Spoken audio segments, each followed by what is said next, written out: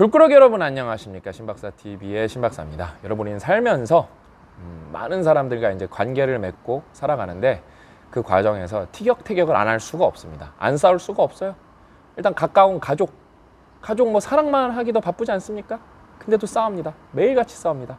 엄마랑도 싸우고 아빠랑도 싸우고 동생이랑도 싸우고 뭐 아내랑도 싸우고 자식이랑도 싸우고 맨날 싸웁니다. 왜 그럴까요? 왜 싸울까요, 우리는? 안 싸우면 진짜 그게 좋은 거 다 알잖아요. 근데 매일 싸워요, 매일. 싸우는 게 뭐 거의 뭐 밥 먹는 거랑 똑같죠. 왜 그러냐면은 어떤 이런 현상이 있으면은 그 현상을 보고 바라보는 뷰가 달라요. 분명히 현상은 이렇게 하나가 있는데 해석하는 게 이만큼 차이가 납니다. 특히 어떻게 해서 차이가 나기 시작하죠? 남자가 보는 뷰랑 여자가 보는 뷰랑 전혀 다릅니다. 또 어떻게 차이가 나죠? 어린 친구가 보는 뷰랑 부모가 보는 뷰랑 또 전혀 다릅니다. 그러니까 뷰의 차이가 있기 때문에 인식의 차이가 있기 때문에 그게 벌어지면 벌어질수록 그 다음에 그 인식의 갭이 어느 임계점을 넘는 순간 어떻게 되죠? 감정이 이제 폭발하고 티격태격하기 시작하죠. 그래서 여러분 우리는 안 싸울 방법이 없어요. 그 다음에 이제 정말 중요한 거, 감정의 비대칭. 어떤 여러분이 감정을 이렇게 어떤 이득에서 얻는 기쁨이 이만큼이 있고 손실에서 얻는 슬픔이 이만큼이 있습니다. 근데 그게 원래는 이렇게 똑같아야 되는데 어때죠? 손실, 회피, 편향. 우리는 손실의 고통을 훨씬 크게 느낍니다. 이득은 1인데 원래 그러니까 손실도 1로 느껴야 되는데 2, 3으로 느끼는 거예요. 거기서 마이너스가 발생하기 때문에 우리는 안 싸울 수가 없어요. 그 사람이 얻은 게 나한테 손실이 되면은 똔똔이 돼서 0이 되는 게 아니라 이 그룹으로 보면 어때요? 마이너스 1이, 마이너스 2가 발생하는 거예요. 안 싸울 수가 없어요. 안 싸울 수가 없습니다. 그러니까 싸움을 이렇게 뭐 피하는 것보다는 뭐 싸움이 발생하는 거는 뭐 필연적인 거고 그거를 어떻게 수습하고 그 다음에 어떻게 그 빈도를 줄이고 그 다음에 그 강도를 줄이느냐, 이게 삶의 지혜인 것 같아요. 그래서 뭐 결론은 뭐죠? 제가 말씀드렸잖아요. 인식의 차이. 이 인식의 차이를 줄이는 게 핵심입니다. 그러려면 어떻게 해야 될까요? 상대방의 입장을 경험해 보는 게 이제 최고입니다. 예를 들면 그거예요. 결혼을 하면은 어디서 싸움이 가장 많이 나냐면은 육아 때 싸움이 가장 많이 납니다.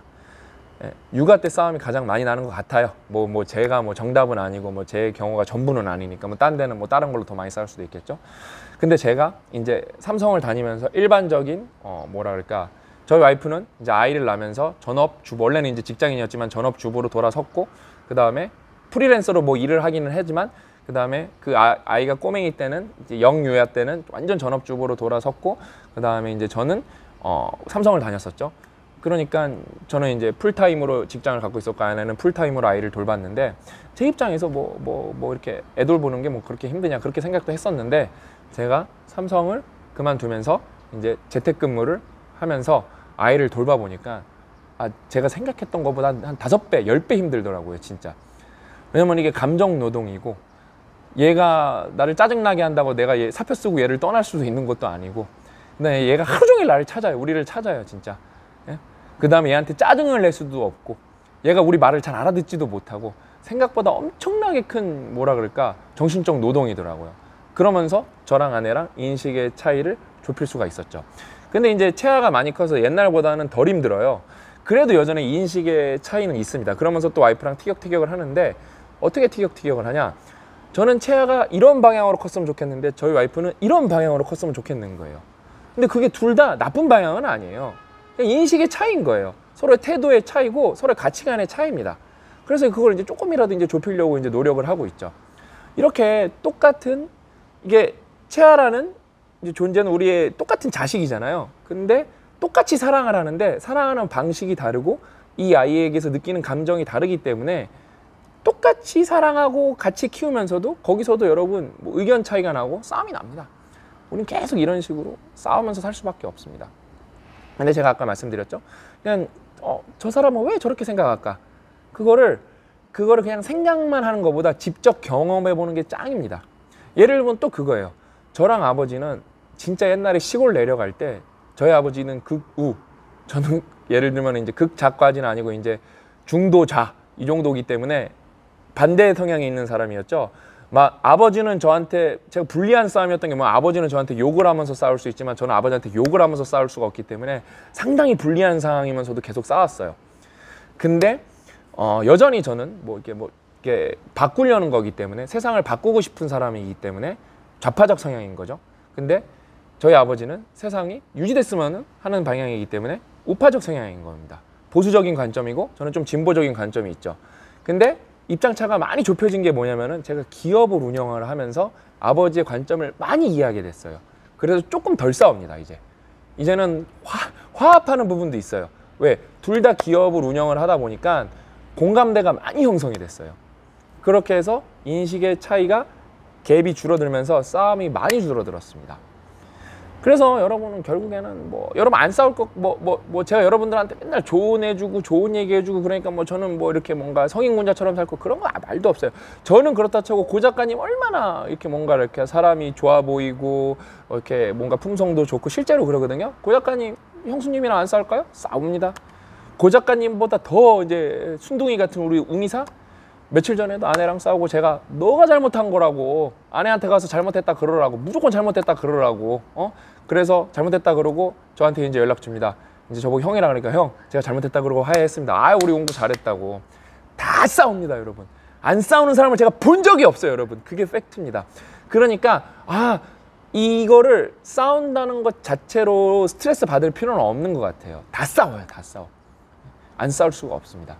근데 결국에는 그 손실 회피 편향이라는 게 있어서, 감정이 비대칭이라는 것 정도만 이해해도 이 싸우는 게 당연하는 걸 알아서 거기서 스트레스를 조금이라도 줄일 수가 있고, 그 다음에 그 인식의 격차를 조금이라도 줄이면 줄일수록 여러분 싸움은 줄어든다. 그 다음에 화해도 빨라지고 싸움의 빈도도 줄어들고 강도도 줄어든다. 이걸 꼭 아셨으면 좋겠습니다. 그 다음에 결국에는 줄일 수 없는 그 갭이 있어요. 종교적인 부분, 정치적인 부분. 이거는 어쩔 수가 없죠. 그래서 웬만하면 저는 진짜 정치적인 이렇게 그 논쟁을 하지 않습니다. 그거는 줄일 수 없는 갭이기 때문에, 이 사람이 충분히 합리적인 사람이라고 검증이 되지 않은 사람이랑은 저는 정치적 얘기를 전혀 하지 않습니다. 좀 고 작가님이랑은 정치적 얘기를 매일 하죠. 사실 매일 하죠. 왜냐면은 저랑 고 작가님이랑 같은 방향이면서도 조금 다른 부분이 있거든요. 그 부분에 대해서는 저는 되게 고 작가님이랑 재밌게 토론을 해요. 그건 네가 맞는 것 같다. 그래, 그건 나도 네 의견에 이제 동의한다. 그거는 형이 저를 일깨워 주셨습니다. 이렇게 해서 아주 젠틀하게 토론을 합니다. 그거에 대해서. 너무 좋죠. 그 다음에 이제 좀, 이거는 요번 에피소드에선 얘기할 거는 아니고 다른 에피소드에서 따로 띄어서 얘기할 건데, 어떤 싸움이 있냐면 이제 경쟁이란 게 있습니다. 이 싸움은 여러분 피할 수가 없는 거예요. 왜? 어떤 경쟁에서 여러분이 이제 회사 대 회사로 경쟁하는데, 여기서 내가 그릇이 크니까 양보해야지, 이딴 거 없는 거예요. 사업에서는 무조건 이겨야 됩니다. 왜? 내가 이기지 못하면은 나한테만 피해가 오는 게 아니라 내가 속한 조직이 죽습니다. 내가 속한 조직이 죽으면은 그 딸린 가족들도 피해를 있습니다. 그래서 이 피 튀기는 경쟁에서는 무조건 살아남아야 됩니다. 근데 이 경쟁에서도 롱런을 하려면은, 이 싸움에서도 진정한 승자가 되려면 어떻게 하냐? 정도를 걸어가는 게 최고입니다. 이거는 이제 제가 다른 에피소드 때 따로 다룰 건데, 그 다음에 가능하다면은 윈윈. 이게 윈윈이 최고거든요. 근데 이게 찾아내기가 어려워서 그렇지, 윈윈을 찾아내려면은 찾아낼 수 있는 방법도 있습니다. 그래서 사회와 더불어 함께 성장하는 방향으로 경쟁에서 이겨낸다면은 그거 이상으로 좋은 게 없겠죠. 아무튼 이제 왜냐면은 제가 고민 상담 이렇게 받아보면은 여친이랑 싸웠습니다, 아내랑 싸웠습니다, 자식이랑 싸웁니다. 이 싸운다는 얘기를 제일 많이 듣는데, 여러분, 우린 안 싸울 수가 없습니다. 네? 안 싸울 수가 없어요. 어저께 좋았다가도 내일도 싸웁니다. 네? 그 다음에 이제 싸운 다음에도 이제 제가 여러분한테 팁을 하나 드리면은, 싸움이랑은 본질적으로 상관없지만, 그래도 내가 이렇게 좀 싸우는 대상한테 미안한 마음에 뭔가 이렇게 대신 해줄 수 있는 부분이 있으면 해주는 게 정말 좋은 것 같아요. 예를 들면은 제가 말씀드렸죠. 저는 채아 엄마 시간이 나면 발 마사지를 꼭 해주고, 그 다음에 채아 엄마가 이렇게 한 포진이 있기 때문에 제가 설거지는 웬만하면 다 하려고 그러거든요. 그거를 하니까 채아 엄마도 저한테 고마움을 느끼고 확실히 그거를 꾸준히 계속하고 있거든요. 그걸 한 다음에 싸우는 빈도도 강도도 확실히 줄었어요. 정량적으로.